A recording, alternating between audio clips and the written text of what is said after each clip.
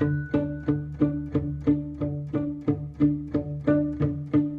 ំណាចវេទមន្តនៃការប្រាក់ត្រួតគ្នាអាចកំបាំងដែលធ្វើឲ្យលុយកាក់អ្នករីកធំធាត់ឡើង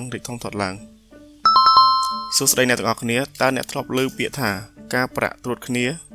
ឬ compound interest ឬទេលោក Albert Einstein ធ្លាប់និយាយថាការប្រាក់ត្រួតគ្នាគឺជាកម្លាំងដ៏ខ្លាំងបំផុតទី8ក្នុងលោកអ្នកណាដែលយល់ពីវានឹងរកលុយបានពីវាអ្នកដែលមិនយល់ពីវានឹងចំណាយលើវាជាអាចកំបាំងហិរញ្ញវត្ថុដែលធ្វើឲ្យមហាសេដ្ឋីកាន់តែមានថ្ងៃនេះខ្ញុំនឹងបកស្រាយពាក្យស្មុគស្មាញនេះឲ្យទៅជារឿងងាយយល់ដើម្បីឲ្យអ្នកទាំងអស់គ្នាចាប់ផ្ដើមអនុវត្តនៅអំណាចនេះបានតើការប្រាក់ត្រួតគ្នាខុសពីការប្រាក់ធម្មតាដូចម្ដេចការប្រាក់ធម្មតា simple interest អ្នករកបានការប្រាក់លើចំនួនប្រាក់ដើមដែលអ្នកដាក់ដំបូងប៉ុណ្ណោះលុយរបស់អ្នកកើនឡើងយឺតការប្រាក់ត្រួតគ្នា compound interest នេះហើយជាវេទមន្តឆ្នាំទី1អ្នករកបានការប្រាក់លើប្រាក់ដើមប៉ុន្តែឆ្នាំបន្ទាប់អ្នករកបានការប្រាក់លើទាំងដើមនិងការប្រាក់ដែលអ្នករកបានកាលពីឆ្នាំមុនដូច្នេះលុយរបស់អ្នកចាប់ផ្ដើមបង្កើតលុយបន្ថែមទៀតនេះជារបៀបដែលលុយបង្កើតជាកូននិងចៅលុយសាកស្រមៃមើលដុំព្រិលដ៏តូចមួយធ្លាក់ទៅលើភ្នំវារមៀលឡើងដោយប្រមូលផ្ដុំព្រិលដទៃទៀតកាន់តែច្រើនឡើងកាន់តែធំទៅនិងលឿនជាងមុនតោះទៅមើលឧទាហរណ៍ទាំងអស់គ្នាឧទាហរណ៍ថាមានមិត្តភក្តិពីរនាក់ឈ្មោះនីតានិងសុផាតពួកគេមានលុយ$1000ដាក់នៅក្នុង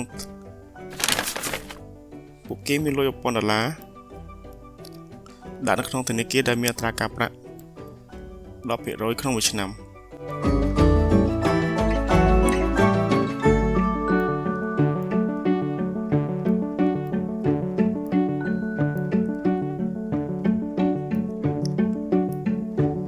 នៅឆ្នាំដំបូងសុផាតទទួលបាន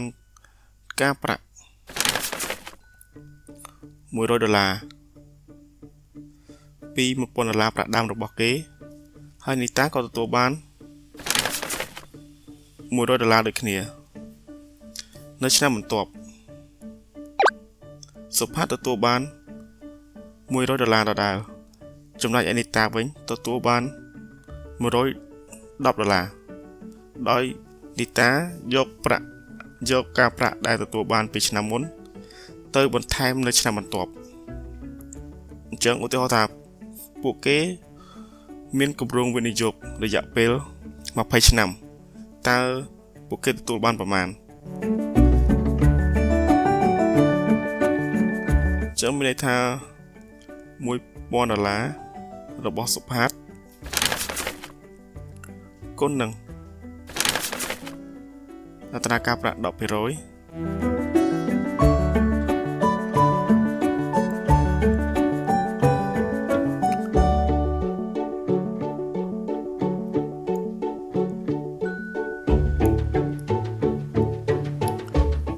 ្មើ$2000តោះមកយើងយកប្រាក់ដើមដែលគេទទួលបានបូកជាមួយការប្រាក់ដែលគេទទួលបានរយៈពេល20ឆ្នាំគឺ$1000បូក$2000ស្មើ$3000ចុះចំណែកនីតាដែលប្រើរូបមន្ត compound interest តើគាត់ទទួលបានប្រាក់ប្រមាណនៅរយៈពេល20ឆ្នាំបន្ទាប់អញ្ចឹងតាមរូបមន្តមានន័យថាយកប្រាក់ដើមបូកជាមួយនឹង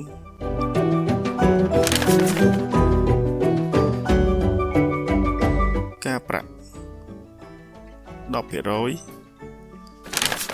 ទទួលបានម្ដងក្នុងមួយឆ្នាំដោយស្វ័យគុណរយៈពេលទទួលអត្រាការប្រាក់និងចំនួនឆ្នាំអញ្ចឹងពេលយើងកណនាមកយើងឃើញថារយៈពេល20ឆ្នាំគាត់ទទួលបានទាំងប្រាក់ដើមនិងការគឺប្រហែលជា$6700ចំណុចសំខាន់នោះគឺថាភាពខុសគ្នាកាន់តែធំទៅអាស្រ័យទៅលើពេលវេលា កាលណាដែលអ្នកចាប់ផ្ដើមកាន់តែលឿនប៉ុណ្ណាលុយអ្នកនឹងមានពេលធ្វើការឲ្យអ្នកកាន់តែយូរប៉ុណ្ណោះដែរដើម្បីប្រើអំណាចឥទ្ធិពលនេះឲ្យមានប្រសិទ្ធភាពអ្នកត្រូវផ្ដោតលើកត្តា3យ៉ាងទី1ពេលវេលានេះគឺជាកត្តាសំខាន់បំផុតដោយដែលយើងបានឃើញហើយថាកាលណាយើងចាប់ផ្ដើមលឿនប៉ុណ្ណាលុយអ្នកនឹងកាន់តែរីកធំធាត់នៅពេលក្រោយកុំរងចាំដល់ពេលដែលអ្នកមានលុយច្រើនទើបធ្វើការវិនិយោគសន្សំប្រាក់ដើមចំនួនលុយដំបូងដែលអ្នកដាក់ចូលបើអ្នកដាក់លុយវិនិយោគកាន់តែច្រើនឬបន្ថែមលុយជារៀងរាល់ខែល្បឿននៃលុយកើនឡើងក៏ដូចគ្នាដែរអត្រាការប្រាក់អត្រាដែលអ្នករកបានដោយឆ្លាតដើម្បីទទួលបានអត្រាលូតលាស់ខ្ពស់ជាងមុនប៉ុន្តែកុំភ្លេចអំពីហានិភ័យតើការប្រាក់ត្រួតគ្នាកើតឡើងនៅពេលណាគណនីសន្សំដែលមានការប្រាក់ជាចំណុចចាប់ផ្ដើមដ៏ល្អបំផុតមូលបត្របំណុលឬភាគហ៊ុនប្រាក់ចំណេញពីការវិនិយោគទាំងនេះត្រូវដាក់ត្រឡប់ទៅវិញដើម្បីវិនិយោគបន្ថែមអចលនទ្រព្យនៅពេលដែលអ្នកយកប្រាក់ចំណូលពីការជួលមកវិនិយោគទិញទ្រព្យសម្បត្តិផ្សេងៗទៀតការប្រាក់ត្រួតគ្នាមិនមែនជាអត់កំបាំងដែលពិបាកយល់នោះទេវាជាច្បាប់គណិតវិទ្យាដែលបើកចំហអ្វីដែលអ្នកត្រូវធ្វើគឺអនុញ្ញាតឲ្យពេលវេលាធ្វើការជាមួយលុយរបស់អ្នកកុំពន្យាពេលតទៅទៀតទោះបីជាចាប់ផ្ដើមត្រឹម$10ឬ$20ក្នុងមួយខែក៏ដោយក៏លទ្ធផលខុសគ្នាខ្លាំងដែរក្នុងរយៈពេល20ឆ្នាំខាងមុខតើអ្នកចាប់ផ្ដើមវិនិយោគនៅថ្ងៃនេះដែរឬទេសូមខមមិនប្រាប់ខ្ញុំពីកន្លែងដែលអ្នកនឹងចាប់ផ្ដើមវិនិយោគដំបូងកុំភ្លេចចុច like និង subscribe ផងដើម្បីជួបគ្នានៅវីដេអូបន្ទាប់